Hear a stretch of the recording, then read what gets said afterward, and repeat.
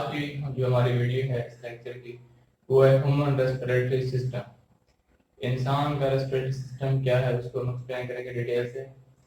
तो सबसे पहले हम देखेंगे इंसान के रेस्पिरेटरी सिस्टम के कितने पार्ट्स हैं। तो इंसान के रेस्पिरेटरी सिस्टम के मेन दो पार्ट्स हैं। एक है रेस्पिरेटरी ट्रैक,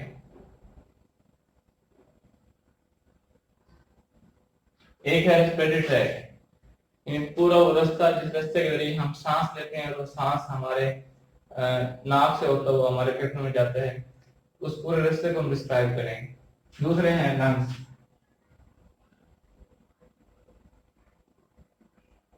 दूसरे हैं फेफड़े। इन लंग्स का क्या रोल है हमारी बॉडी में, इनको भी डिटेल से हम डिस्कस करेंगे। तो फर्स्ट ऑफ ऑल हम रेस्पिरेटरी ट्रैक की बात करते हैं। तो रेस्पिरेटरी ट्रैक को अगर हम देखें तो सबसे पहले हमारे पास पार्ट अगर रेस्पिरेटरी ट्रैक का वो आता है नॉस्ट्रल।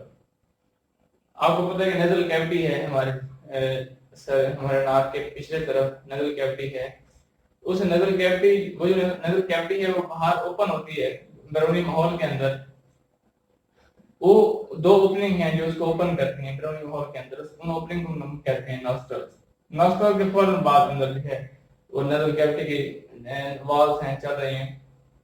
उन नजल कैविटी के वॉल पर म्यूकस मेम्ब्रेन होती है जो म्यूकस सेक्रेट करती है और बाल होते हैं। इन दोनों बालों और म्यूकस मेम्ब्रेन के दोनों का मेन फंक्शन यही है कि जो एयर हम इनहेल कर रहे हैं, जो हवा हम सांस के जरिए लेके जा रहे हैं, उस हवा में जो डस्ट पार्टिकल्स वगैरह होंगे या माइक्रोब्स वगैरह होंगे, तो डस्ट पार्टिकल म्यूकस ट्रैप कर लेगा और जो माइक्रोब्स हैं वो जो हमारे नाक के अंदर बाल हैं नजल कैविटी के अंदर, वो बाल उसको ट्रैप कर लेंगे, इस तरह पकड़ लेंगे। तो हमारा जो सांस होगा वो क्लीन एंड प्योर होगा। हम कह सकते हैं कि हमारे नाक के अंदर जो म्यूकस मेम्ब्रेन है, जो म्यूकस सेक्रेट कर रहे हैं, जो बाल हैं, ये फिल्टर एजेंट्स हैं, ये फिल्टरिंग ऑर्गन्स हैं या फिल्टर कह सकते हैं कि ये फिल्टरिंग का काम कर रहे हैं हमारी बॉडी में, यानी हवा को फिल्टर करने वाले ये स्ट्रक्चर है। जब हवा फिल्टर हो जाती है, फिल्टर होने के बाद एक कॉमन रीजन है फेरिंक्स। इस रीजन में से खुराक भी गुजरती है और सांस भी गुजरती है। फेरिंक्स जो है खुराक और सांस के लिए कॉमन रास्ता है। इस फेरिंक्स के आगे दो नालियां हैं, एक नाली है खुराक की और एक है सांस की। अब जो हवा हम लेते हैं, ये सांस हम लेते हैं, इनहेल करते हैं, वो बेसिकली हमारी जो सांस की नाली है जिसे हम ट्रेकिया कहते हैं, वो ट्रेकिया में जाती है। तो सांस की नाली का जो पहला पोर्शन है इसे हम कहते हैं वॉइस बॉक्स या लैरिंक्स भी हम बोलते हैं। वॉइस बॉक्स या लैरिंक्स दोनों एक ही चीज का नाम है। ये जो लैरिंक्स का एक पर्दा सा पड़ा हुआ ऊपर आप देख रहे हैं, इस लैरिंक्स के अंदर एक ओपनिंग होती है, सुराख होता है, उस सुराख को हम कहते हैं ग्लॉटिस। इसके अलावा इस रीजन में एक और स्ट्रक्चर होता है जिसे कहते हैं एपिग्लॉटिस। जब एपिग्लॉटिस उसे हम कहते हैं जब हम सांस ले रहे होते हैं तो उस वक्त जो है एपिग्लॉटिस जब हम खुराक खा रहे होते हैं, कोई भी फूड खा रहे हैं, उस वक्त एपिग्लॉटिस जो है इस ग्लॉटिस को बंद कर देते हैं। एपिग्लॉटिस यहाँ पर एक पर्दा होगा इस रीजन में, वो एपिग्लॉटिस इस ग्लॉटिस की जो ओपनिंग है, जो सुराख है सांस की नाली का, उसको बंद कर देगा। ये उस वक्त बंद करेगा जब हम खुराक खा रहे होंगे, लेकिन जब हम सांस ले रहे हैं तो उस वक्त एपिग्लॉटिस की ओपनिंग को बंद नहीं करेगा।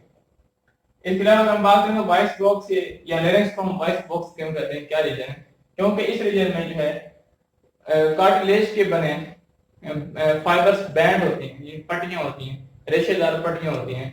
तो ये पट्टियां लैरिंक्स के अंदर जो है इस तरह हॉरिजॉन्टली पड़ी होती हैं। तो जैसे ही एयर गुजरती है, एयर पास होती है इन रेशेदार पट्टियों में से, फाइबर्स स्ट्रैंड में से, तो उस वक्त ये वाइब्रेट करते हैं। इनकी वाइब्रेशन से साउंड पैदा होते हैं, आवाज पैदा होती है। तो पेपर में इंपॉर्टेंट क्वेश्चन आता है कि how voice is produce in larynx. Larynx voice कैसे पैदा करते हैं? तो आप यही बताएंगे लैरिंक्स के अंदर जो है फाइबर्स बैंड्स हैं, फाइबर्स बैंड हैं, यानी रेशेदार पट्टियां हैं जो हवा के गुजरने पर थरथराती हैं या वाइब्रेट करती हैं, उनकी वाइब्रेशन से साउंड पैदा होता है। उसके बाद नेक्स्ट है वॉइस बॉक्स के लैरिंक्स से आगे ट्रेकिया, जिसे हम सांस की नाली भी कहते हैं, ये ट्रेकिया है। ट्रेकिया जो है, ट्रेकिया की जो बॉडी है, इसके इर्द गिर्द सी शक्ल के कार्टिलेज के बने घेरे होते हैं। ये यहाँ मैंने ब्लैक में दिखाए हैं, सी शेप के कार्टिलेज के घेरे हैं जिन्होंने इस सांस की नाली को घेरा हुआ है। इनका मेन फंक्शन ये होता है कि इस नाली को ओपन रखना, कोलैप्स होने से बचाना, यानी सिकुड़ने से बचाना, हर वक्त ओपन रखना। जब भी सांस हम चाहे बाहर निकाल रहे हैं अंदर ले रहे हो तो उस वक्त ये नाली ओपन रहे, ये क्लोज ना हो। उसके बाद नेक्स्ट जो है, अगर हम बात करें एसोफेगस की, खुराक की नाली की, तो उस एसोफेगस में ये सी शेप कार्टिलेज के घेरे जो हैं ये नहीं होते, इसलिए ये एसोफेगस जो है ये क्लोज रहती है, बंद चिपकी हुई रहती है। जब खुराक हम लेते हैं खाते हैं तो पेरिस्टाल्टिक मूवमेंट स्टार्ट होती है जो खुराक को आगे लेकर जाती है। लेकिन सांस की नाली में ऐसा नहीं है। सांस की नाली में सी शेप के कार्टिलेज के घेरे हैं जिन्होंने इस नाली को घेरा हुआ है और इस नाली को ये कोलैप्स होने से बचा रहे हैं, बंद में बचा रहे हैं। आगे ये जो सांस की नाली है ट्रिकिया जिसे हम कह रहे हैं, ट्रिकिया जो है दो नाली में डिवाइड होती है जिन्हें हम ट्रेक्यूल्स कहते हैं। ये दो नाली है, मैंने आप लिखे भी हैं पार्ट्स। ये लेरेंस के बाद ट्रेकिया, ट्रेकिया के बाद ये ब्रोंकाई, हाँ सॉरी, ट्रेकिया दो नाली में डिवाइड होती है जिसे हम ब्रोंकाई कहते हैं। आगे ब्रोंकाई फिर फर्दर डिवाइड होकर, ये एक ब्रोंकाई था जो गया फेफड़े के अंदर, ये मजीद डिवाइड होकर और ब्रांचेस बना रहा है, सांस की छोटी नालियां बना रहा है, तो जिन्हें हम कहते हैं ब्रोंक्यूल्स। फेफड़ों के अंदर हर ब्रोंकाई डिवाइड होकर ब्रोंक्यूल्स बनाता है, और ये जो ब्रोंक्यूल्स हैं इनका जो डायमीटर होता है वो 1 मिलीमीटर से भी कम होता है। ब्रोंक्यूल्स के बाद जो हमारा पार्ट है वो है एल्वोलाई और एल्वुलर सैक्स, या एयर सैक्स हम कह सकते हैं। तो ब्रोंक्यूल्स के जो एंड्स हैं उन एंड्स पर आगे हम देख रहे हैं कि हवा के थैलियों के गुच्छे खड़े हैं जिन्हें हम कहते हैं एल्वोलाई। एक सिंगल एल्वोलाई है, इसके अंदर जो है छोटे छोटे खाने हैं जहां पर हवा ने जाके या एयर ने जाके स्टोर होना है। इस इन खानों को हम कहते हैं एल्वुलर सैक्स। इन एल्वुलर सैक्स के इर्द गिर्द जो है ब्लड की ब्रिज लिपटी हुई है जो ब्लड को लेकर आ रही आर्टरीज के जरिए और वेन के जरिए ब्लड दोबारा जा रहा है। तो ये हार्ट है, हार्ट से ही, हार्ट जहां देख रहे हैं, हार्ट का जो है 2/3 रीजन जो है वो लेफ्ट साइड पे होता है और ओनली 1/3 रीजन जो है वो राइट साइड पे होता है। तो हार्ट जहां पर पड़े, हार्ट से कुछ आर्टरीज निकलती हैं जिन्हें कहते हैं ब्रोंकियल आर्टरीज। वो आर्टरीज जगह फेफड़ों में तकसीम होती हैं, तकसीम होकर आगे एल्वोलाई के अंदर जो एयर सैक्स पड़े हैं उन तक ले जाती हैं। एयर सैक्स को ये ब्रोंकियल आर्टरी ये मजीद डिवाइड होकर लपेट लेती हैं। तो जैसे ही ब्रोंकियल आर्टरी के लिए ब्लड जाता है एयर सैक्स के पास, एयर सैक्स में फ्रेश ऑक्सीजन आई पड़ी होती है, एयर सैक्स में ताजा ऑक्सीजन आई पड़ी होती है। लेट्स सपोज फर्ज करें कि मेरे पास ये एयर सैक है, ये हवा का खाना है छोटा जहां हवा एंटर हुई, बाहर जो है ये कैपिलरी की कोई वाल्व पड़ी है। तो इस एयर सैक से जो ऑक्सीजन है, जो आपने सांस के लिए ऑक्सीजन अपटेक की थी, वो ऑक्सीजन एंटर होगी इस कैपिलरी के अंदर। इसी तरह इस कैपिलरी में पूरी बॉडी की जो कार्बन डाइऑक्साइड है वो इकट्ठी होकर आई थी इस ब्लड के जरिए, वो कार्बन डाइऑक्साइड एंटर होगी इस एयर सैक, सांस के जरिए बाहर निकाल देंगे बाद।